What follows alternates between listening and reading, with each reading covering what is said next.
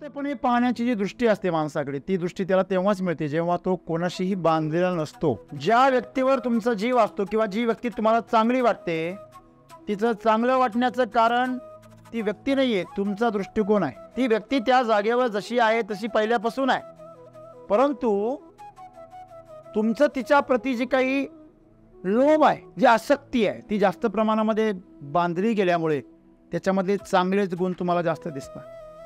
नुसते जास्त दिसतं असं नाही, ती तुम्ही थोडीशी अशी अतिशयोक्ती करून बघता. मुलं लहान असतात तेव्हा त्यांना सगळं जग दिसतं, सारखं दिसतं. एकदा मुलं मुली वयात यायला लागले की अचानक अर्ध जग गायब होतं. म्हणजे मुलांना मुलं दिसायचे बंद होतात आणि मुलींना मुली दिसायच्या बंद होतात. ऑपोजिट जे जग आहे ते आम्हाला दिसायला लागतं, कारण आम्ही ओळख निर्माण केली आमची या शरीराबरोबर, आणि म्हणून आम्हाला अर्धच जग दिसतं. रावण आजच जन्माला आला रामायणाच्या काळामध्ये असं नाही आहे. रावणाची रूपं बदलून बदलून रावण कायम जन्माला येतोय. म्हणजे प्रवृत्ती जी आहे ती प्रवृत्ती कायम अस्तित्वामध्ये आहे, आणि रामासारखी प्रवृत्ती सुद्धा अस्तित्वामध्ये नेहमी आहे, आणि यांचा संघर्ष सतत चालू आहे. जीवनाचा गहन अनुभव तुम्हाला तेव्हाच येईल जेव्हा तुम्ही सगळ्यांच्या प्रती काय राहाल, खुले राहा. तुम्ही जर कोणा एकाशी जर ओळख निर्माण केली तर तुम्ही या जीवनाच्या अनुभवापासून दूर राहा. जो तुमच्यापेक्षा श्रेष्ठ आहे तो पण आदराचा धनी आहे, जो कनिष्ठ आहे, जो तुमच्यापेक्षा छोटा आहे तो पण तुमच्या आदराचा धनी असला पाहिजे. फक्त आदर व्यक्त करण्याची पद्धत काय असते, वेगळी असते. त्याला कळो अगर न कळो, तुम्हाला कळणं गरजेचं.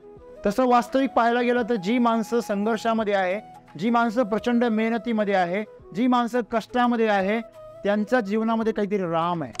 आपण सदैव नवीन दिवसाची सुरुवात नव्याने करायला शिकलं पाहिजे, आणि जी जी संधी मिळेल त्याचं सोनं करायला शिकलं पाहिजे. जे जे आपल्याला समोर येईल, मग ते काम असेल, एखादं कार्य असेल, एखादं मिशन असेल, किंवा एखादी व्यक्ती असेल ज्याच्या संपर्कात तुम्ही येता, तुम्ही त्यांच्याकडनं काहीतरी शिकलं पाहिजे. त्यांच्यासमोर काहीतरी आदर्श निर्माण केला पाहिजे. तर त्यांचा तरी आदर्श घेणे तर तुमचा तरी आदर्श त्यांना दाखवा, असं काहीतरी झालं पाहिजे. आणि त्यासाठी तुम्हाला खुलं राहणं गरजेचं.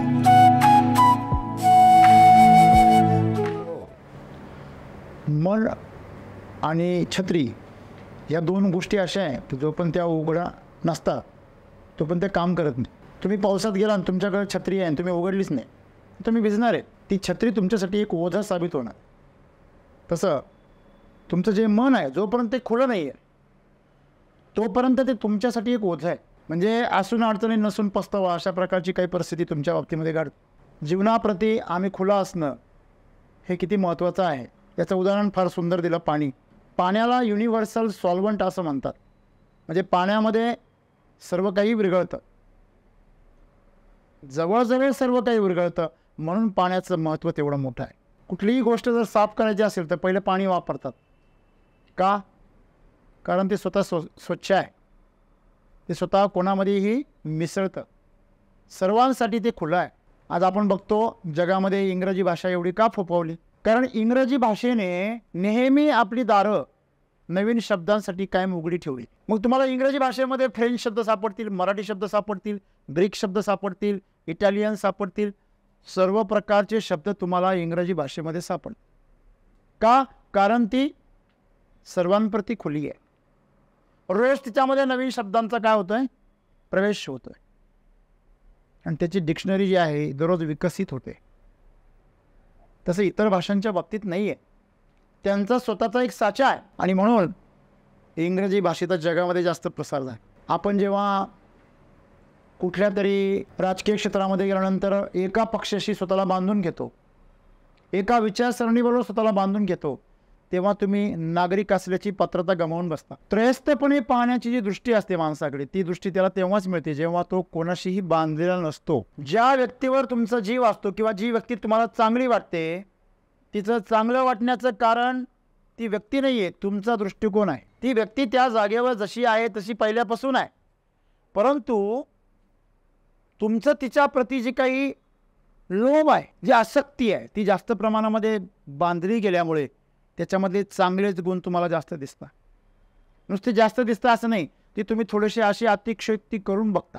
जेव्हा मुलं मुली प्रेमात पडतात तेव्हा त्यांना एकमेकामध्ये स्वर्ग दिसायला लागतो. खरं तर ती त्यांच्या शारीरिक प्रक्रियेचा तो एक काय भाग असतो. जसं आम्हाला जर भूक लागली आम्हाला नुसते हॉटेल दिसायला लागतात. आपल्याला आपला मित्र दिसत नाही, त्याचा डबा दिसतो. आपल्याला सारखं घड्याळ दिसतं केव्हा 1 वाजेल. का? कारण डोक्यात काय घुसलेली आहे? भूक घुसलेली आहे. ज्या डोक्यामध्ये पैसा घुसलेला आहे त्याला सगळीकडे नुसता पैसा कसा कमवतो एवढंच दिसतं. मग तो मार्ग बरोबर की चुकीचा त्याला काही घेणं नसतं. आणि म्हणून जेव्हा तुम्ही एक कल्ली होता, एकच कुठल्या तरी मार्गाने स्वतःला बांधून घेता दृष्टिकोनातून, तेव्हा तुम्ही संपूर्ण जाणण्याची क्षमता काय करता? गमावता. प्रत्येक नागरिकाने जर खऱ्या अर्थाने अतिशय निरपेक्ष असं नागरिकत्व जर त्यांनी जर स्वतःचं जर निभावलं तर खरोखर अतिशय इमानदार आणि अतिशय दूरगामी विचार करणारं सरकार स्थापित होईल. तर याला गाड आणि त्याला गाड, याची झिरो आणि त्याची झिरो, जर नागरिकही जर असा विचार करायला लागले. आम्ही ज्यावेळेस फिरतो ग्राउंडवरती त्यावेळेस लोक उघड सांगतात अमक्या अमक्या पक्षाला फार अहंकार झाला होता म्हणून त्यांचा अहंकार खाली आणायचा होता. म्हणजे आम्हाला देशाचा विकास, आमच्या जीवनाचा दर्जा, या सगळ्या गोष्टी आम्हाला फार महत्त्वाच्या, त्याच्यापेक्षा आमचा अहंकार जास्त मोठा आहे. जेव्हा आम्ही आमची ओळख अशा कुठल्या तरी बुरसटलेल्या गोष्टींना जोडतो तेव्हा साहजिक आम्ही आमचा जीवनाचा दर्जा खालावतो. कारण आम्हाला हे जग जे आहे हे थोडंसं विचित्र दिसतं. सद्गुरू नेहमी म्हणतात जेव्हा मुलं लहान असतात तेव्हा त्यांना सगळं जग दिसतं, सारखं दिसतं. एकदा मुलं मुली वयात यायला लागले की अचानक अर्ध जग गायब होतं. म्हणजे मुलांना मुलं दिसायचे बंद होतात आणि मुलींना मुली दिसायच्या बंद होतात. ऑपोजिट जे जग आहे ते आम्हाला दिसायला लागतं. कारण आम्ही ओळख निर्माण केली आमची या शरीराबरोबर आणि म्हणून आम्हाला अर्धच जग दिसतं. जेव्हा पुन्हा 40-45 ओलांडली की पुन्हा सगळं जग दिसायला. जोपर्यंत दूध आहे तोपर्यंत त्याचं काही पण होऊ शकतं. पण एकदा की तुम्ही त्याचं पनीर केलं किंवा एकदा की तुम्ही त्याची बासुंदी केली किंवा एकदाची तुम्ही त्याची खीर केली किंवा पेढे केले, जे काही तुम्ही बनवाल त्याचं, एकदा त्यांनी पेढ्यांची ओळख निर्माण केली की परत त्याचं काहीच नाही होऊ शकत. झालं तरी ते त्या दर्जाचं नाही राहणार ज्या दर्जाचं पहिलं होतं. पण जोपर्यंत दूध आहे तोपर्यंत तुम्ही त्याचं काही पण बनवू शकता. म्हणजे जीवनामध्ये आम्ही जोपर्यंत काहीतरी ओळख निर्माण करत नाही तोपर्यंत आम्हाला या सगळ्या जगामध्ये सर्व मार्ग खुले असतात आणि जीवनाचा जो अनुभव आहे तो आम्ही अतिशय खोलवर घेऊन जाऊ शकतो. जेव्हा आम्ही बुरसटलेल्या विचारांचे होतो, बुरसटलेले विचार म्हणजे काय? कुठेतरी बांधलेले, फिक्स झालेले. मला सांगा, रेल्वे तुम्ही कुठेही घेऊन जाऊ शकता का? पण कार तुम्ही कुठे पण घेऊन जाऊ शकता. म्हणून रेल्वेपेक्षा कारचं महत्त्व काय आहे? जास्ती. म्हणजे तुमच्याकडे साधन असं पाहिजे जे मल्टीपर्पज. आता भूचर उभयचर वाहनं निर्माण झालेली आहे जी जमिनीवर पण चालतात, पाण्यावर पण चालतात आणि हवेत पण चालतात. अशा प्रकारच्या हायब्रिड कार्स निर्माण करण्याचा प्रयत्न चाललेला आहे. का चाललेला आहे? कारण हायब्रिड कार्स या सर्व मार्गांसाठी काय खुले आहे. बरोबर आहे. म्हणजे जर आम्हाला आमची साधनं, आमची संसाधनं, टेक्नॉलॉजी आम्हाला जर सर्व समावेशक पाहिजे तर आमचं जे जीवन आहे ते पण कसं पाहिजे? सर्व समावेशक पाहिजे. पण ते आज आहे का? नाही. आम्ही कुठेतरी एक परिवारामध्ये, एका आडनावामध्ये, एका संस्थेमध्ये, एका राजकारणी पक्षामध्ये किंवा कुठल्या तरी पदामध्ये आम्ही स्वतःला बांधून ठेवले आणि तिथे आम्ही ओळख निर्माण केली. ही आमची ओळख आहे. आणि ही जी ओळख आहे त्या ओळखीचा विचार केल्यामुळे आम्ही अर्ध जग गमावून बसतो. विचार करा बरं, तुमच्या जेवणामध्ये फक्त गोडच पदार्थ असले तर तुमच्या जेवणाची काय परिस्थिती होईल? तुम्हाला जेवण करण्याचा जो खोल अनुभव आहे तृप्तीचा तो मिळेल का? नाही. तुमच्या जेवणामध्ये फक्त तिखट पदार्थ आहे तर तुम्हाला जेवणाची गोडी मिळेल का? नाही. तुम्हाला जीवन संतुलित पाहिजे आणि ही प्रकृती जीवन संतुलित करत असते. काही जण विचार करत असतील, अरे जेव्हापासून सृष्टी निर्माण झाली तेव्हापासून सत्य आणि असत्य दोन्ही पण आहे. योग्य आणि अयोग्य, खरं आणि खोटं, सज्जन आणि दुर्जन, शिकार आणि शिकारी, हे दोन्ही पण आहे. तेव्हापासून आहे. हे काय रावण आजच जन्माला आला रामायणाच्या काळामध्ये असं नाही आहे. रावणाची रूपं बदलून बदलून रावण कायम जन्माला येतोय. म्हणजे प्रवृत्ती जी आहे ती प्रवृत्ती कायम अस्तित्वामध्ये आहे आणि रामासारखी प्रवृत्ती सुद्धा अस्तित्वामध्ये नेहमी आहे आणि यांचा संघर्ष सतत चालू आहे. कधीच रावणाची प्रवृत्तीही संपणार नाही आणि कधी रामाची प्रवृत्तीही संपणार नाही. तुम्हाला कोणत्या प्रवृत्तीने जगायचंय हे तुमच्यासाठी खुला मार्ग आहे. मग एखादा म्हणेल सर हे का बरं असं? मग ईश्वरीय ताकद ह्या राक्षसीय शक्तींना प्रवृत्तींना संपूर्ण काय टाकत नाही? कारण तुमच्या दृष्टीने ती राक्षसी ताकद आहे. जसं आम्ही शेतकऱ्यांना शिकवतो, लोक त्याला कीड म्हणता, लोक त्याला तण म्हणता, कारण ते त्यांच्या उपयोगाचं नाही आहे, कारण ते त्यांच्या पिकांचं नुकसान करतं. मुळात ते ज्यांना पिकं म्हणतात ते पीक म्हणण्याच्या लायकीचेच नाही आहे, हेच त्यांना माहीत नाही आहे. जे निकृष्ट आहे, जे विकृत आहे, ते संपवण्यासाठी दुर्जन शक्ती आहे आणि जे चांगले आहे त्याचं पोषण करण्यासाठी, त्याला प्रेरणा देण्यासाठी दैवी शक्ती आहे. हे दोन्हींचा बॅलन्स आहे. तुम्हाला जर फक्त खायचाच मार्ग दिला आणि बाहेर पडायचा मार्गच नाही दिला तर 24 ते 48 तासामध्ये तुम्ही रामनाम सत्य आहे. का बरं? हे दोन्ही अंग जे आहे, एक अतिशय शुद्ध आणि पवित्र आणि एक अतिशय अशुद्ध अपवित्र, हे दोन्ही अंग एकमेकावर अवलंबून आहे. तुम्ही खाल्लेलं जे अन्न आहे, चारा आहे, त्याचंच शेण होणार आहे आणि त्या शेणाचंच परत फळ रूपाने ते जन्माला येणार आहे. पण आम्हाला शेण घाण दिसतं आणि फळ मात्र आम्हाला सुंदर दिसतं. हे आमच्या द्वैत भावामुळे आम्हाला तसं दिसते, आमच्या अज्ञानामुळे आम्हाला तसं दिसतं. मग सद्गुरू आज आम्हाला काय सांगताय? जीवनाचा गहन अनुभव तुम्हाला तेव्हाच येईल जेव्हा तुम्ही सगळ्यांच्या प्रती काय राहाल? खुले राहाल. तुम्ही जर कोणा एकाशी जर ओळख निर्माण केली तर तुम्ही या जीवनाच्या अनुभवापासून दूर राहाल. अद्वैत भाव, अद्वैत भाव म्हणजे काय? काटे पण प्रिय आणि फूल पण प्रिय आहे. कांटों से ही फूल निकलते है, कांट्यामधूनच फूल निघतं. बघा, डाळिंब हे असं फळ आहे, त्याची काटा छाटणी करता. ज्या वेळेस त्याची खरड छाटणी करता पहिल्यांदा, तेव्हा त्याचे काटे ठेवता, कारण त्या काट्यामधून जे फूल निघते त्याचं फळ एकदम दांडगं असतं. म्हणजे आम्ही लक्षात ठेवलं पाहिजे की ते एका अवस्थेमध्ये असताना तुम्ही पाहता आणि त्याला तुम्ही नाव ठेवता. एखाद्या घरामध्ये तुम्ही ऑब्झर्वेशन करा, मागच्या पिढीमध्ये वडील प्रचंड दारुडे होते आणि त्यांचा पोरगा मात्र अतिशय सज्जन जन्माला येतो.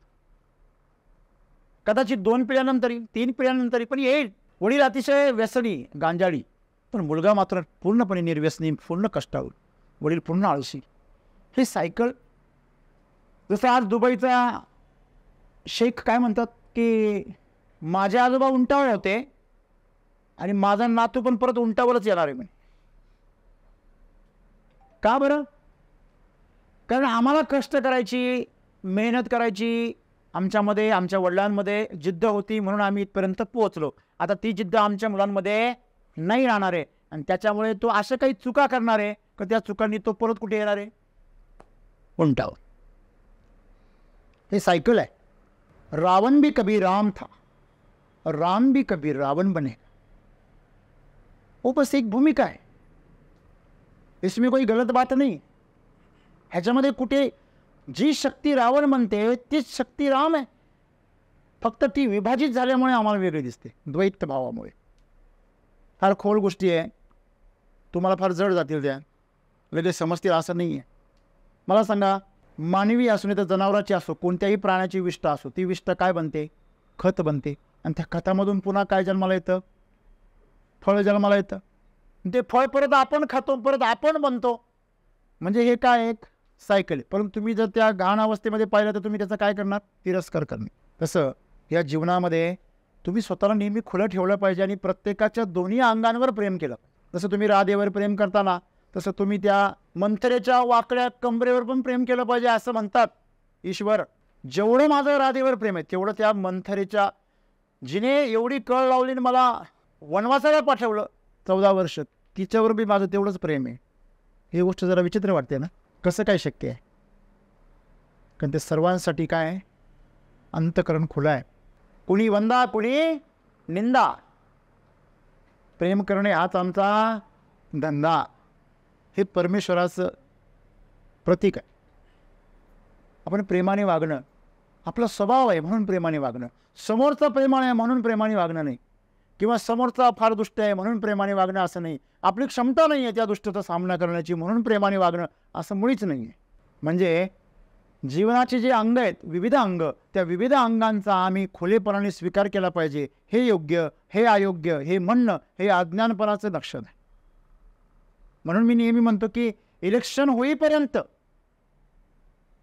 ते इलेक्शनचे जे काही महिन्याचा पिरियड असेल 30 दिवस, तेवढेच दिवस आम्ही कुठल्या तरी एका पक्षाचे पुरस्कर्ते बनलं पाहिजे. एकदा की इलेक्शन संपलं, आम्ही फक्त नागरिक. मग बघूया कसं सरकार चालतं, कसं सेवा करता, कसा विकास करता. मग त्यांच्यावर लक्ष ठेवणं हे माझं काम आहे. निवडून देणारा पण मीच आहे आणि त्याच्यावर लक्ष ठेवणारा आणि त्याचं सुपरविजन करणारा आणि त्याला दिशा दाखवणारा पण काय आहे, मीच आहे. म्हणून भगवान कृष्ण काय म्हणता, जन्मही मीच देतो, पोषणही मीच करतो आणि विनाशही मीच करतो. कारण तो संपूर्ण आहे. आम्ही का बरं माणसं आहोत, कारण आम्ही अपूर्ण आहे. आणि अपूर्ण असल्यामुळे आमच्याकडे निवड आहे. ज्या शरीरातून जन्माला आलो त्याला आम्ही कुटुंब म्हणतो, ज्या संघटनेतून जन्माला आलो त्याला आम्ही समाज म्हणतो आमचा. पण मागचा जन्म तुमचा कोणत्या समाजात झाला होता हे तरी तुम्हाला माहिती आहे का? नाही. मग का उड्या मारता तुम्ही एवढे? मग जन्म झाला आणि मृत्यू होणार आहे, या दरम्यान जे काही जीवन आहे ते 100% स्वीकारा आणि त्याच्यामध्ये डुबून जा. आपण म्हणतो गरिबी आली तर लाजू नये आणि श्रीमंती आली तर माजू नये. म्हणजे दोन्ही अवस्थांचा तेवढ्याच आदराने स्वीकार करणे आणि त्याचा आनंद घेणे. गरिबीमध्ये स्ट्रगल करायला शिकलं पाहिजे आणि श्रीमंतीमध्ये त्याचा आनंद घ्यायला शिकलं पाहिजे. उदार बनायला शिकलं पाहिजे. पण आम्ही गरिबीमध्ये उदार बनलेलो असतो, ते उदारच राहतो आयुष्यभर. मी खूप लोक पाहिलेले करोडपती असतात, उदार द्या म्हणतात, उदार. तो आतमध्ये बसलेला गरीब तो गरीबच असतो, हो, तो श्रीमंत झालेला नसतो. म्हणजे आम्ही खुले नाही आहे सगळ्यांच्या प्रती. जेवढा आम्ही एखाद्या ज्ञानी माणसाचा आदर करतो तेवढाच आम्ही एखाद्या अज्ञानी माणसाचा पण आदर केला पाहिजे. ज्ञानी माणसाचा आदर करणं म्हणजे त्याच्यासमोर नम्र होणं, विनयशील होणं, त्याच्याकडनं शिकणं, ग्रहण करणं. आणि अज्ञानी माणसाच्या प्रती आदर निर्माण करणं म्हणजे त्याचं अज्ञान दूर करण्यासाठी त्याच्याबरोबर त्याला प्रबोधनामध्ये आणणं, प्रयत्न करणं. भले त्याच्याबरोबर संघर्ष करण्याची वेळ आली तरी चालेल. हा त्याच्याप्रती असलेला काय आहे, आदरच आहे. एखादा माणूस आहे, भूकंप आला आहे, तो झोपलेला आहे, अशा परिस्थितीत तुम्ही त्याला झोडलं, मारलं, आपटलं तरी, अशामध्ये त्याचा हात पिरगळला, त्याला काही नुकसान झालं तरी पण त्यासाठी काय आहे, चांगलं आहे. कळतं का तुम्हाला? म्हणजे जो तुमच्यापेक्षा श्रेष्ठ आहे तो पण आदराचा धनी आहे.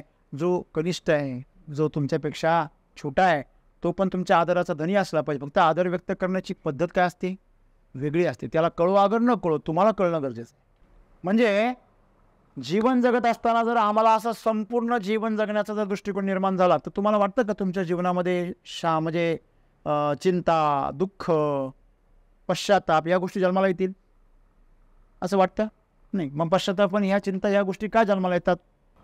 कारण आम्ही जे आहे हे जीवन अर्ध स्वीकारतो. आमच्याकडे चॉईस आहे, तेवढंच आम्हाला आवडतं, बाकीचं नको. आम्हाला घरातला फक्त हॉलच जर आवडत असेल आणि टॉयलेट जर किचन आवडत नसेल, का रे बाबा किचनमध्ये भांडे घासायला लागतात आणि टॉयलेटमध्ये घाण वास येतो म्हणून नाही आवडत आम्ही. त्या दोघांना कुलूप लावून टाक, उघडूच नको, सगळं स्वीकारलं. बरोबर आहे? जीवनामध्ये जर तुम्ही हा दृष्टिकोन जर विकसित केला की सगळ्यांप्रती आम्ही खुले आहोत, एकतर अनुभव मिळेल, नाहीतर आनंद मिळेल. अनुभव मिळाला तर आनंदापेक्षाही श्रेष्ठ, कारण तो तुमचा विकास करून आणेल. तुम्ही महाभारतामध्ये जर तुम्ही जर अभ्यास केला तर प्रत्येकाला भगवान कृष्णाने विचारलं की आता तुम्ही जिंकले आहात, बोला तुम्हाला काय काय पाहिजे. तर कुंतीने दुःख मागितलं होतं. काय मागितलं होतं? दुःख दे मला, दुःख. बघा, तुम्ही म्हणाल काय वेळी आहे, चांगला देव द्यायला लागला, देवाला द्यायला पदर नाही आहे की नाही. पण मित्रांनो, कोणती होती ती? ती म्हटली, अरे माधवा, जेव्हा सुख असतं ना तेव्हा तुझा विसर पडतो रे, आणि तुझा विसर पडला तर दुःख आल्याशिवाय राहत नाही.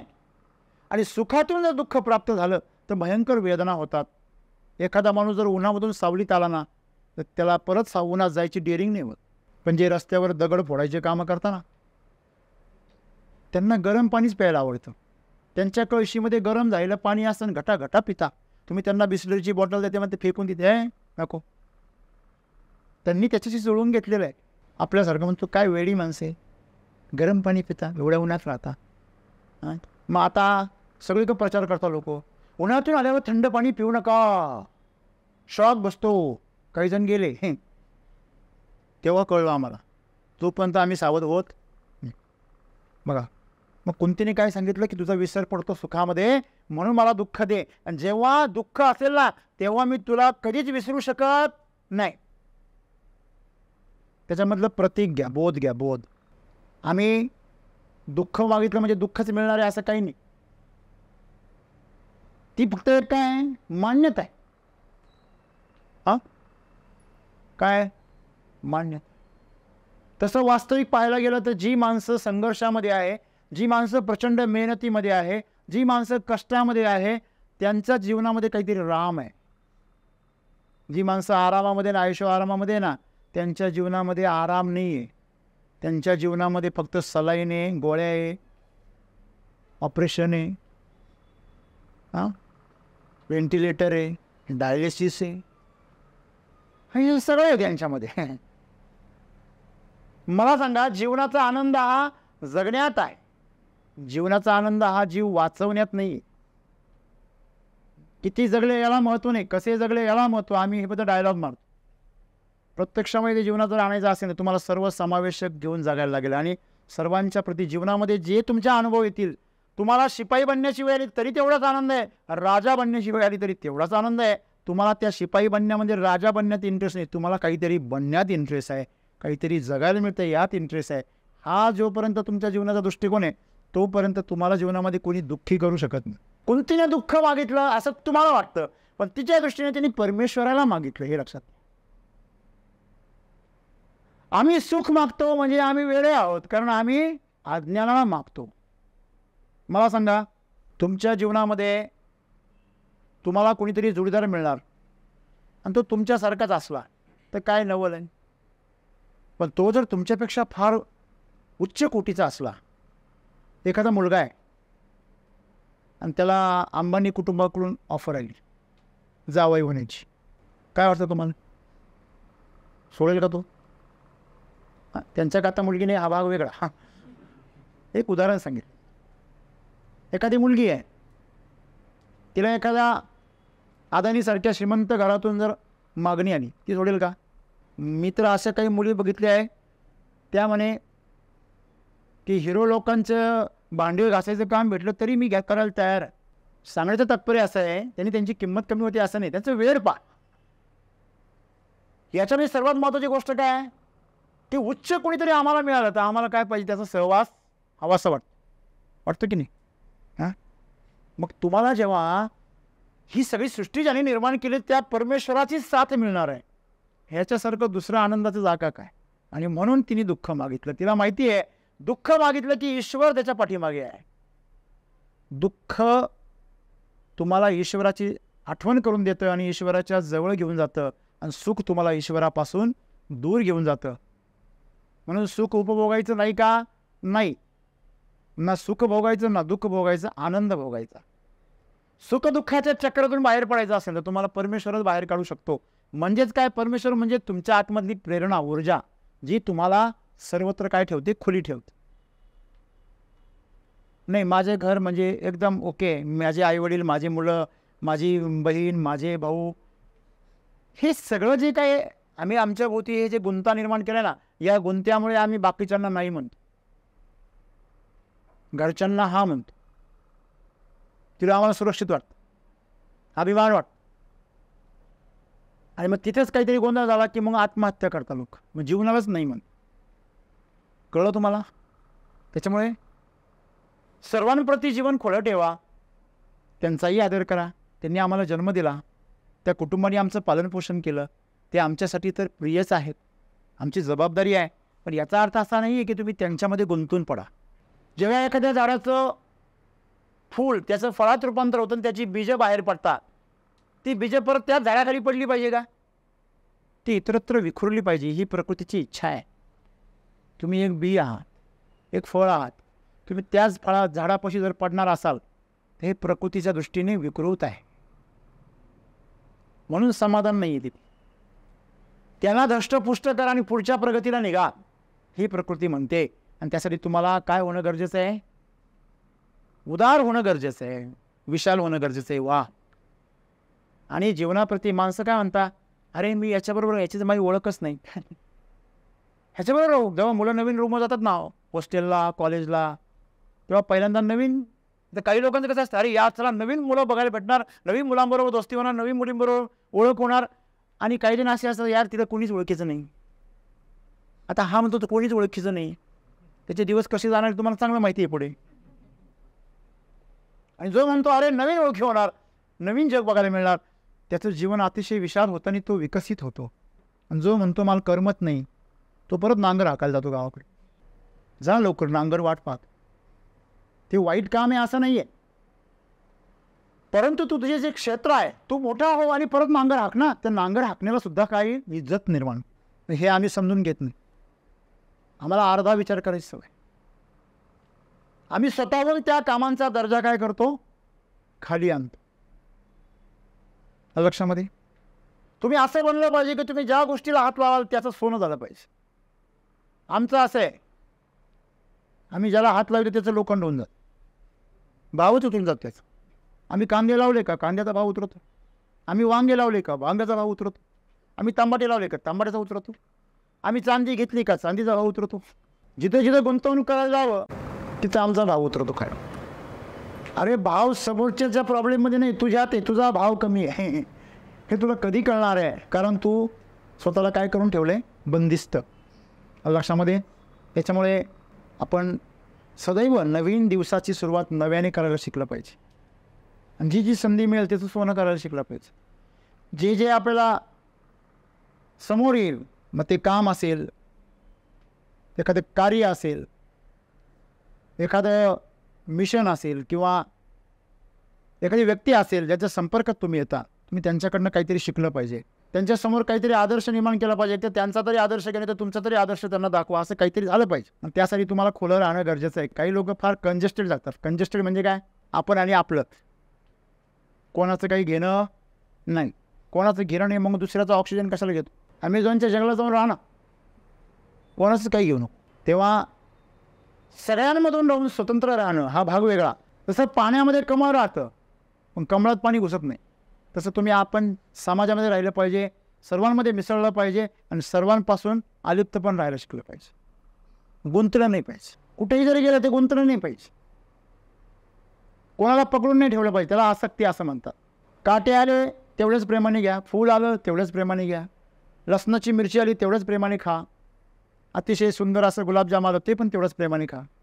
मिरची खाताना वाकडं तोंड करणार, गुलाबजाम खाताना हा करणार. काही जण याच्यापेक्षा उलटं करतात. दोन्ही पण विकृती आहे. सर्व गोष्टींचा आनंद घेण्यासाठी तुम्हाला हे दिलं आहे देवाने.